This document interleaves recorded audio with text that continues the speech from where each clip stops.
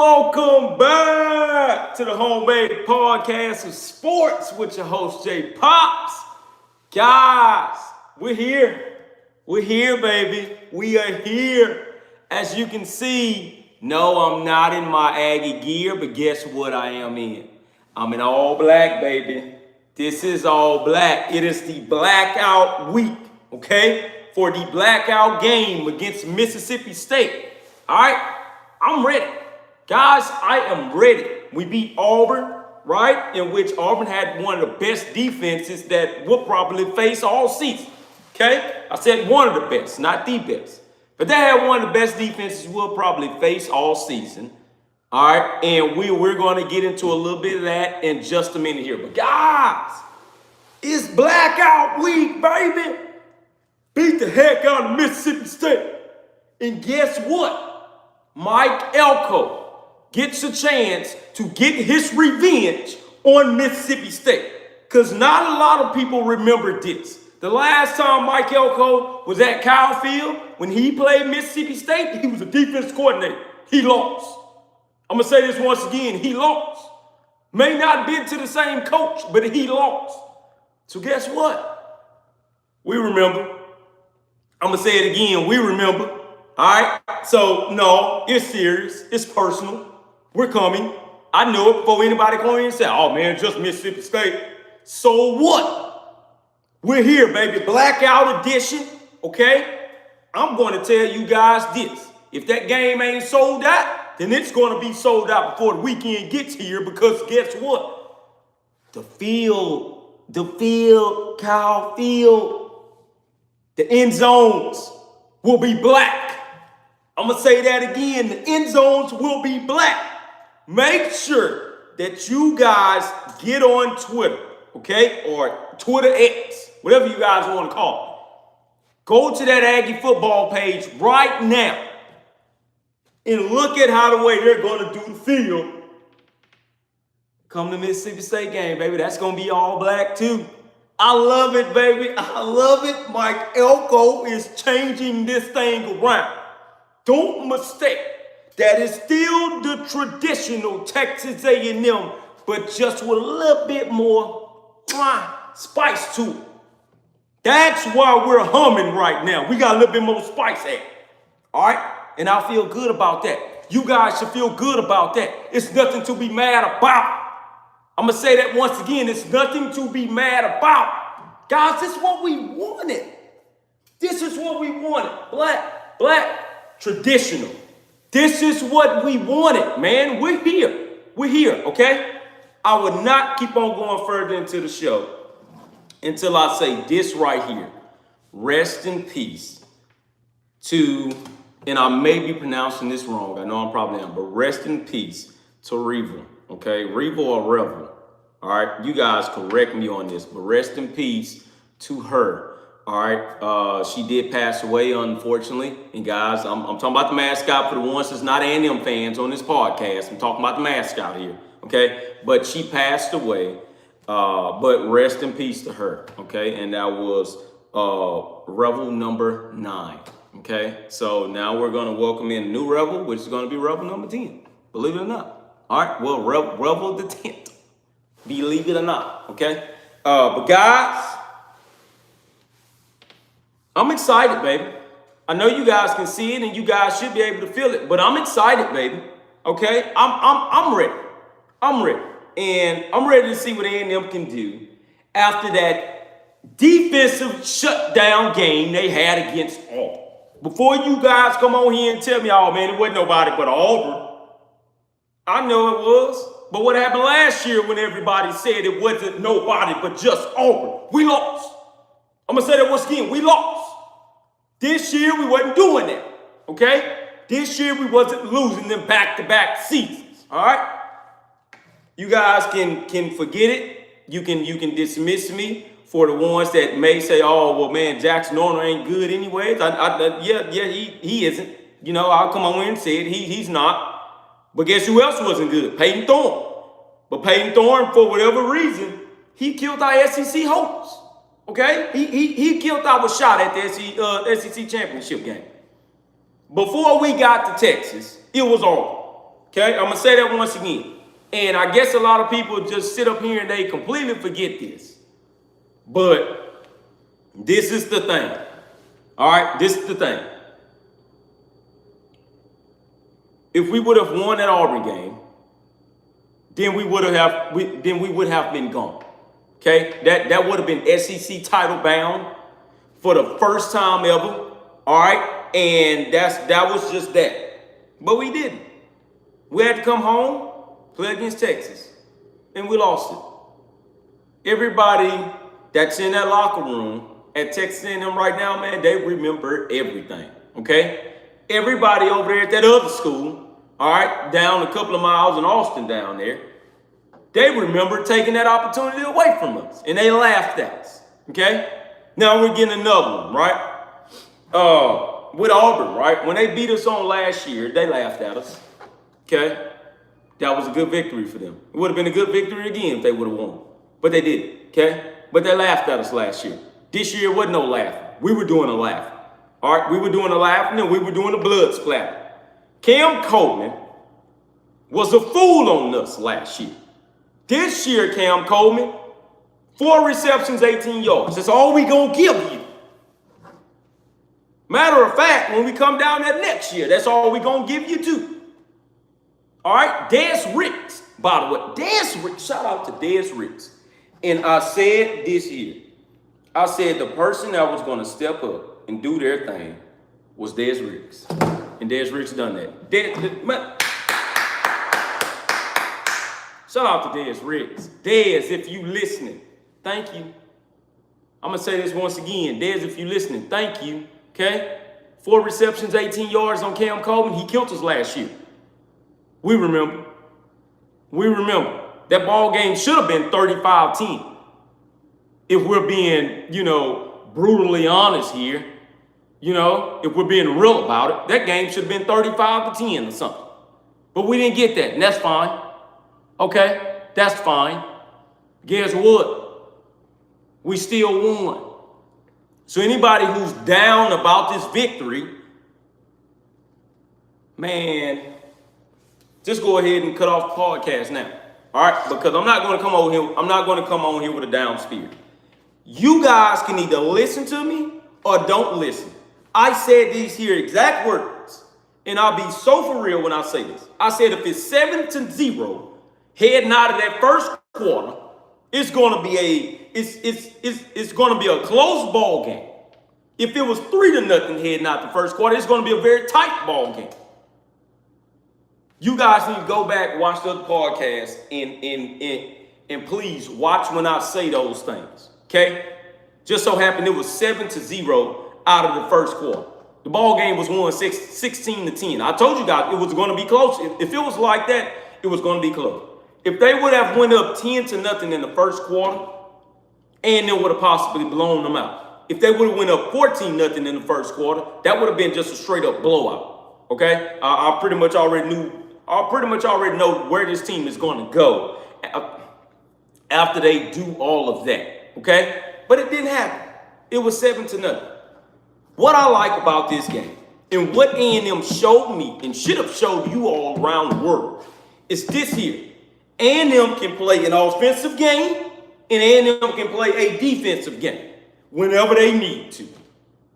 That's where you change yourself within the program. Okay, they showed you that they can score points, but they also showed you when they're not on their A game, they can come out and they can win a defensive battle.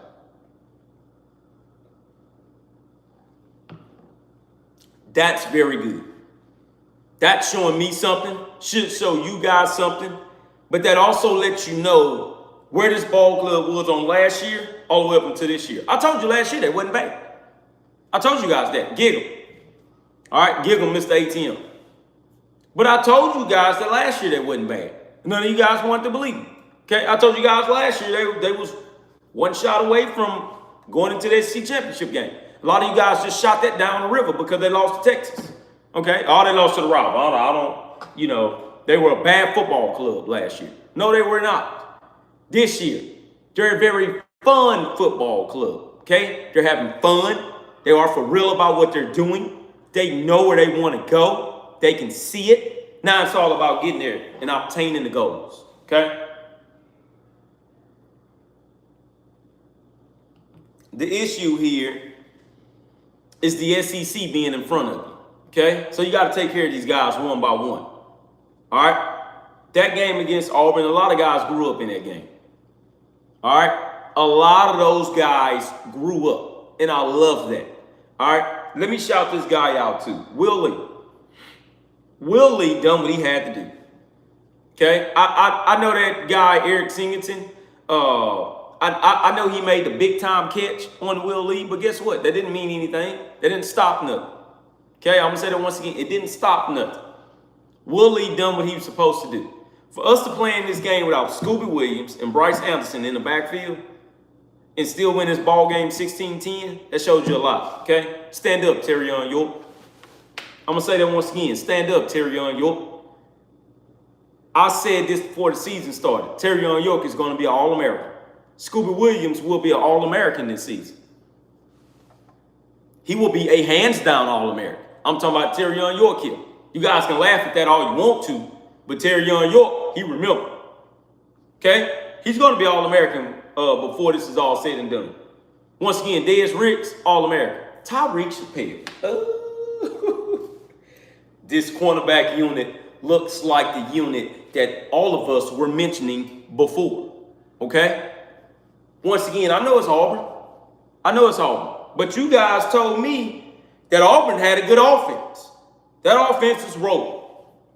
All right? You guys also told me that they were going to run it down our throats. And I'm going to say that again. You guys also told me that they were going to run it down our throats. It was reversing. Now I'm going to go to the offensive side of things. Le'Veon Moss, please stand up.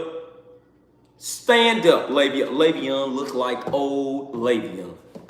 And that's the Le'Veon that everybody wanted to see. You're going to see that Le'Veon for the rest of the season. Ruben looked like a damn 5-star Ruben. Owens, by the way, the second. He looked like a 5-star recruit.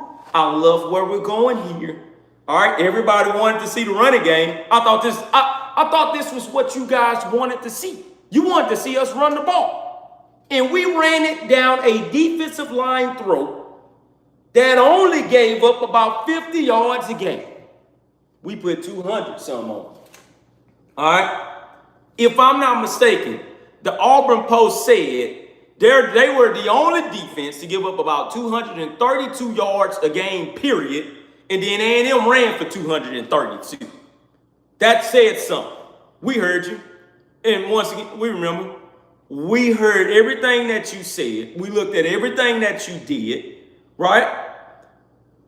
That Auburn lost to Oklahoma. That game really doesn't tell the whole story.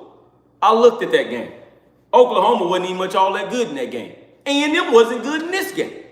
I'll admit that. They wasn't all that good in this game. Offensively, defensively, they were lights out. Tell me who showed up with the better defense. Oklahoma or was it Texas A&M? Because truth be told, if it wasn't for that interception being returned all the way down to about a 1-yard line, Auburn would have never scored. And I'm going to say that again for the people in the back. Auburn would have never scored. The game should have been won 19-3 if you ask me. I'm going to say that again. If you ask me, the game should have been won 19-3. Okay? But we gave one up right there. We gave it away. That's okay, guys. I can live with that. You guys should be able to live with that. Marcel Reed connected on 2 of 4 deep shots down the field. If he would have connected on all 4, once again, this game should have been a blowout victory. But that's okay. I'm fine with that. Marcel Reed had no touchdowns in the game. All right? No touchdowns. But that's okay.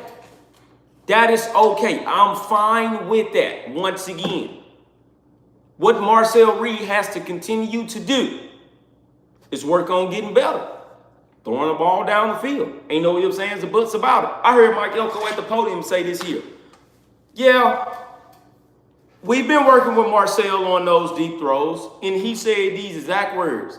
Marcel, I think he just gets a little bit too excited, right? When he sees it, his reaction time is different to when he's throwing the ball. He's throwing it too quick instead of just letting everything come to him.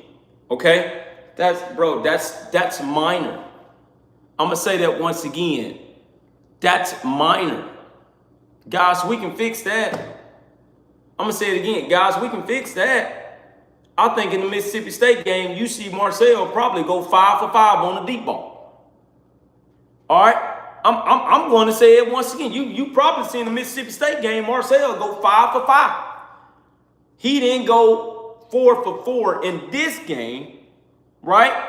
He didn't. He did not. However, Marcel Reed, and I'm going to say it for the people who need to hear it in the back, Marcel Reed can play some damn football, okay? He's not scared to win. He was a winner when he got here.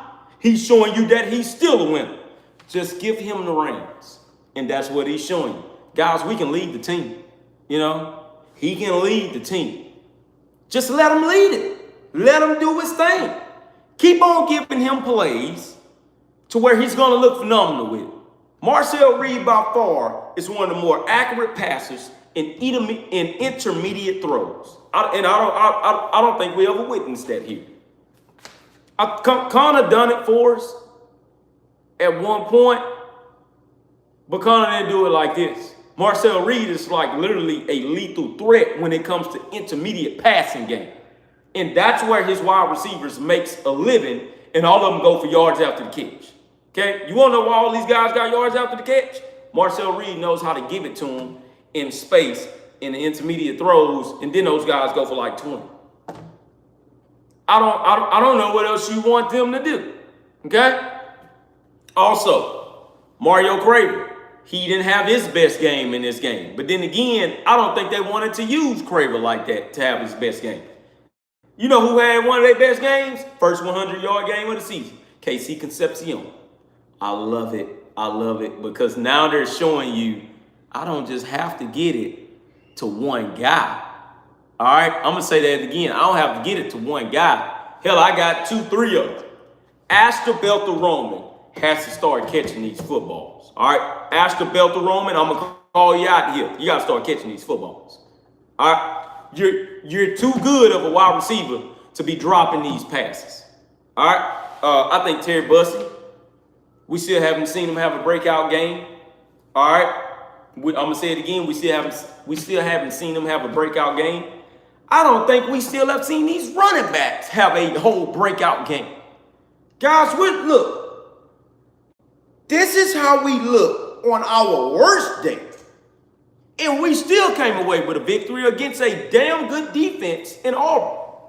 Imagine how we look on our best damn day. Man, we're going to blow somebody out here.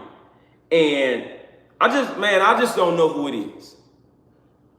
I got a strange feeling that they're going to do it to LSU when that game comes up. But that game is down the road. I got a strange feeling they're going to do it to Arkansas. But that game is in 2 weeks. I have a strange feeling that, man, I think that Arkansas game is going to be a blowout game. And I think Marcel Reed them is going to tear their asses up. Okay? And I'm saying that now. I think with Mississippi State coming to town, a lot of people are looking at this game, and a lot of people are saying that this is going to be a back and forth game. I beg to differ. I'm not finished looking at Mississippi State versus Tennessee, but I've seen some things in that first quarter with Blake Shapen. You get Blake Shapen in some good pressure situations, he's going to turn the ball over. And I'm going to say that again. He's going to turn the ball over. The only reason why you seen Marcel Reed throw that one interception is because the ball got tipped. And then it fell into the defender's hand. All right? A lot of people would say, yeah, man, but we should have ran the ball. Yeah, we probably should have. But guess what? We didn't do it. It is what it is. Okay? Like I told you before, they really shouldn't even much ran that ball back that far. You know? So, also in this game,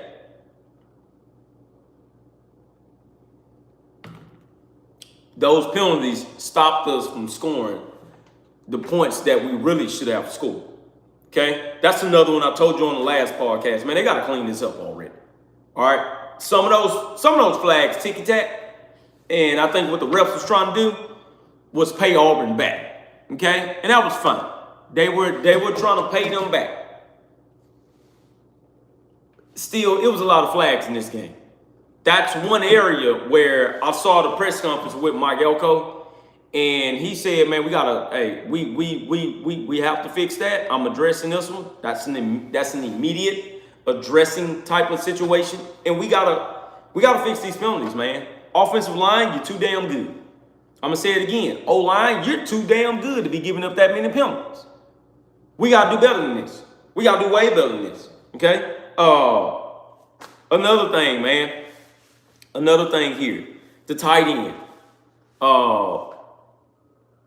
No, what's his name? Namari Black. I think that's his name. I think he had like 1 or 2 receptions in this game.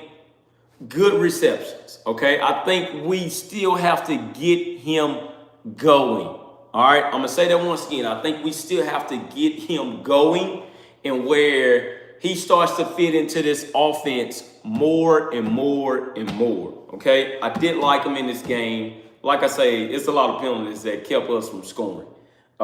In which one of those runs was a long run by Ruben Owens, and they called it back. They called it back, and that's man. That I think Ruben would have had like 100 yards on an actual day if they would not call back that run.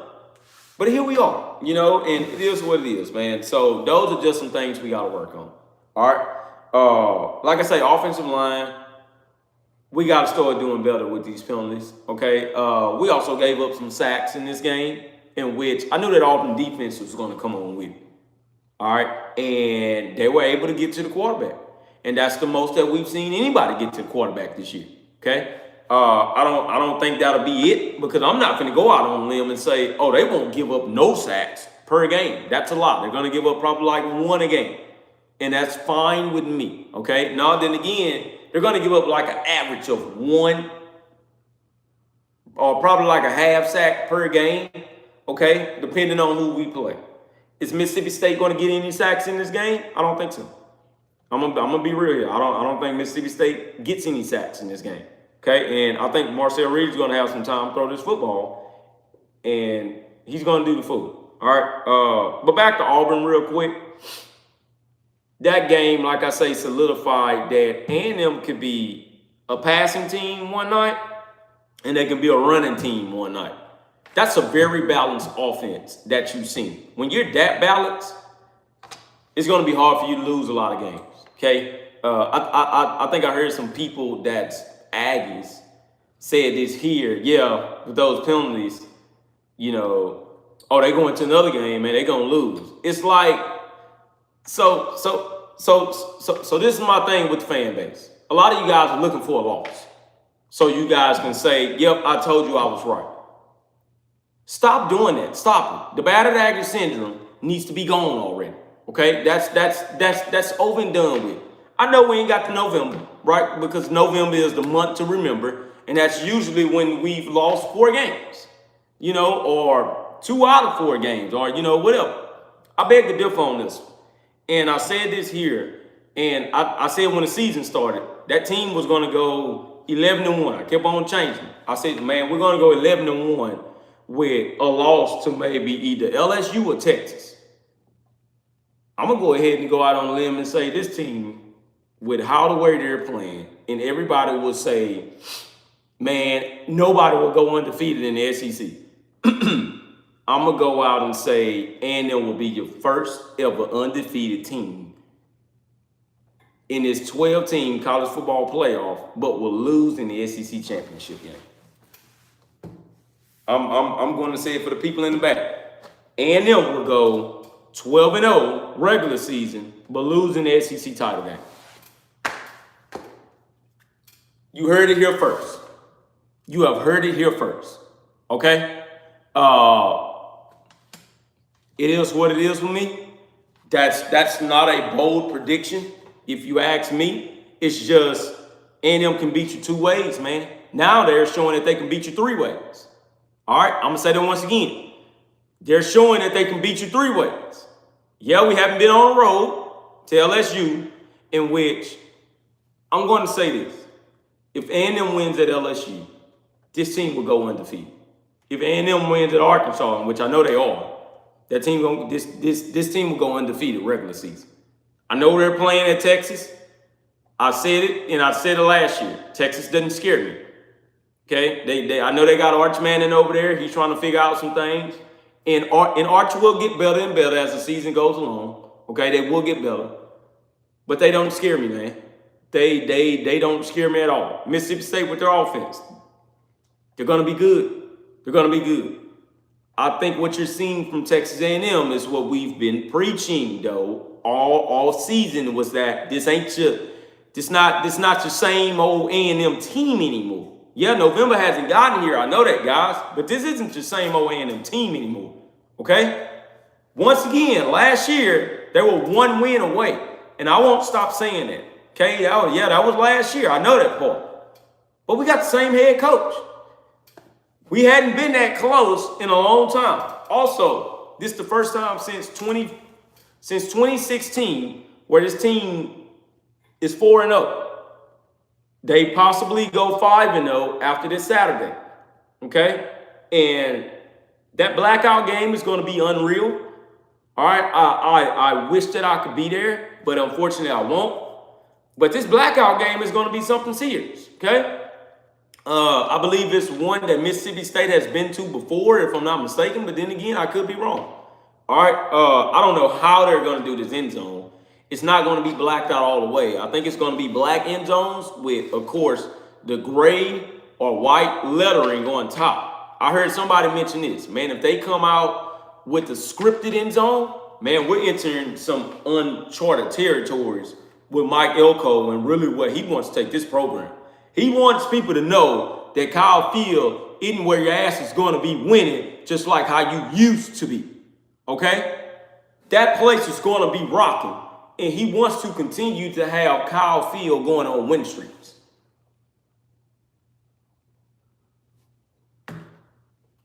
Once again, this is what we wanted to see from Mike Elko. This is what we wanted to see from Texas A&M. And we're just feeling it right now, man. We are feeling it. And once again, you didn't see Marcel Reed have his best game at all, but he showed you, although he didn't have his best game, he could still win.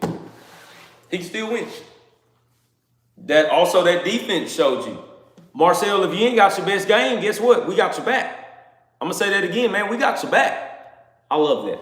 I love that, man. That's a team effort, and these guys are showing you what it takes to win, and they're showing you that they want to win, okay? It's a standard now. Their standard is winning, okay?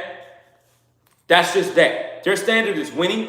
They won a national title so bad, okay? They want to be the first team to claim that so bad. But then again, they also want to be the first team to go 12-0 regular season during this college football playoff era when we have Texas and Oklahoma in here.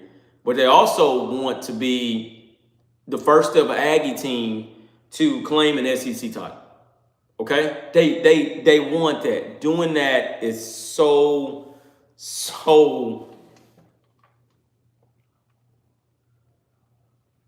what's the word I'm looking for? It's so much of a bigger accomplishment than anything ever, man. They want that. We have not won no conference title since since 97, I think. I think that's the last time we had won one was 97. That's a long time. They know it. I know it. You all know it. We want that. But we have a long season up ahead. Okay, we got a long road to go. We're only in our 4th game. Now we're going to the 5th. All right.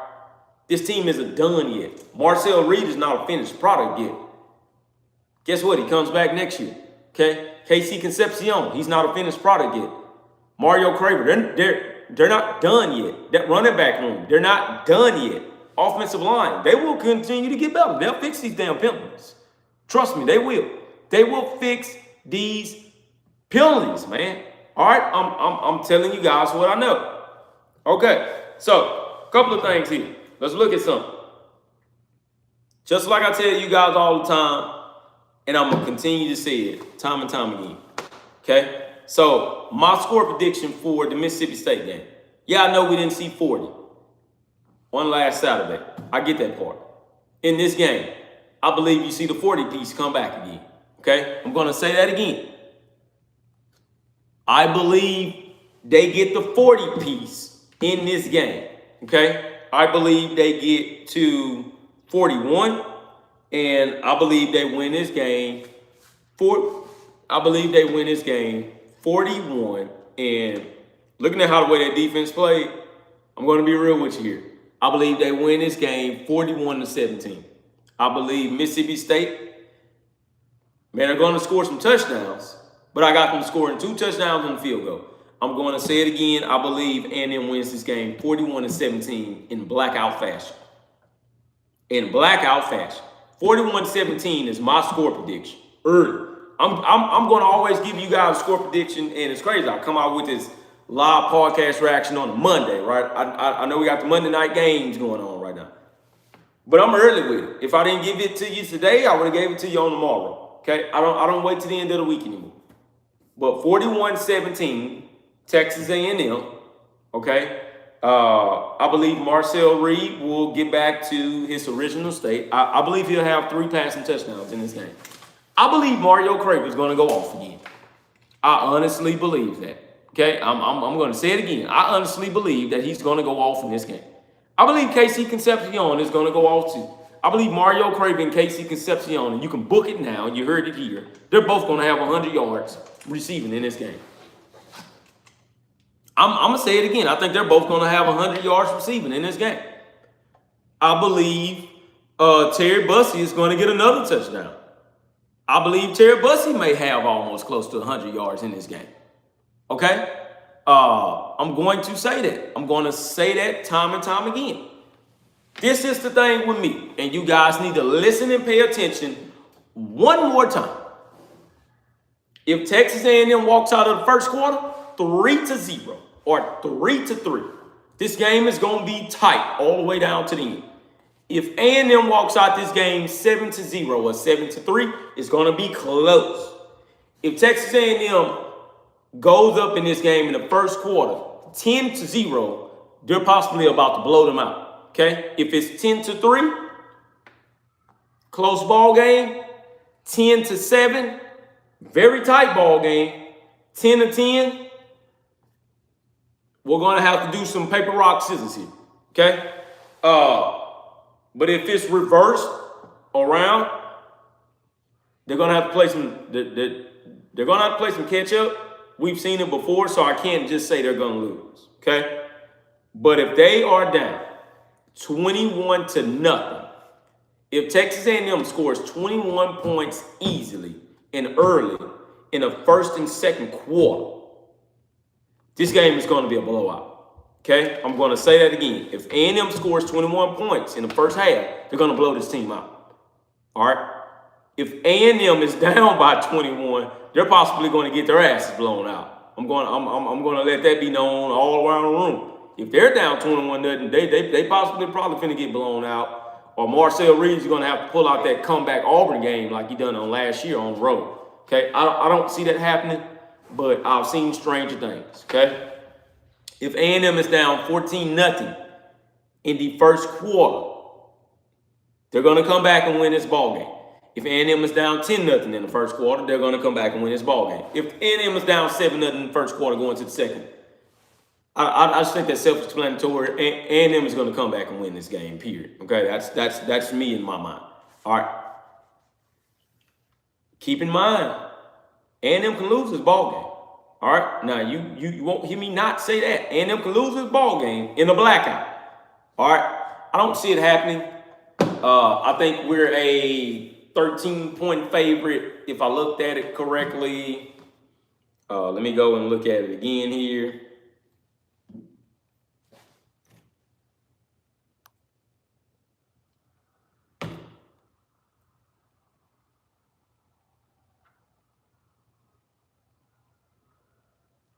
A&M is a 14.5-point favorite.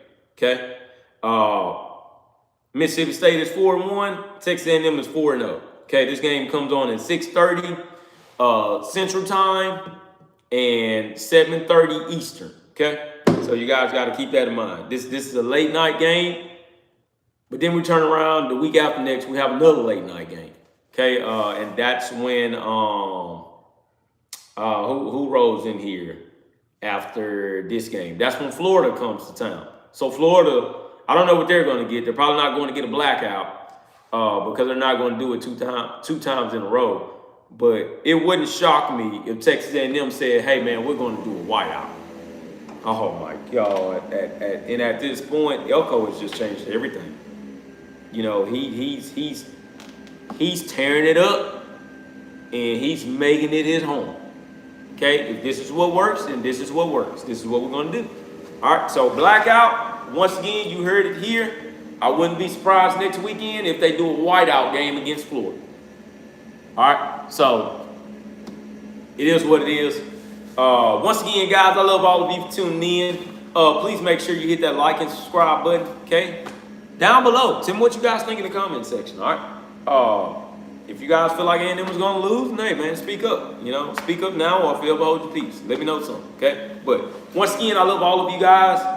And once again, the Coach Elko, baby, blackout, I'm ready, okay? This won't be on me on game day. I will have on a burgundy shirt, but I don't have no blackout versions, all right? But this is what you're going to get, baby.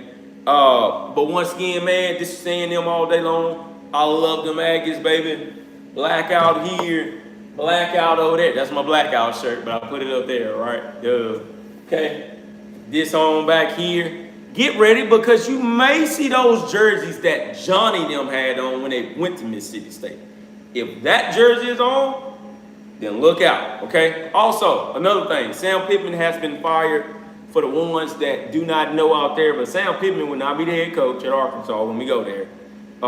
He has been relieved of his duties, okay?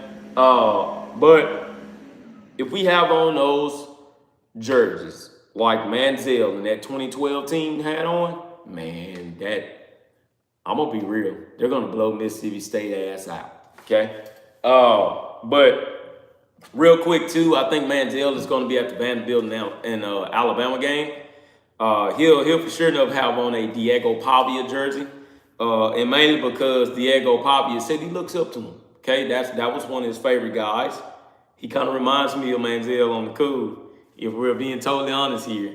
I think that will probably be the first quarterback in a long time since Jordan Rodgers got drafted from those guys in the first round. Man, if Diego Pavia keeps playing like how he's playing, he's going to go in the first round. Okay, you guys heard it here first. All right, do I got them beating Alabama? How the way Ty Simpson and that Tide is playing, I don't. I got them losing in a close game. That game's going to be close. I got them losing like by a touchdown. Don't be shocked if they go into overtime and either Vanderbilt sneaks a win from on out of there or Alabama pulls it out. And that's crazy because we're talking about Vanderbilt. I knew they were going to get right someday. And here we are. All right. So once again, I love all of you. Please make sure you subscribe to the show. And once again, #GiggleAggies.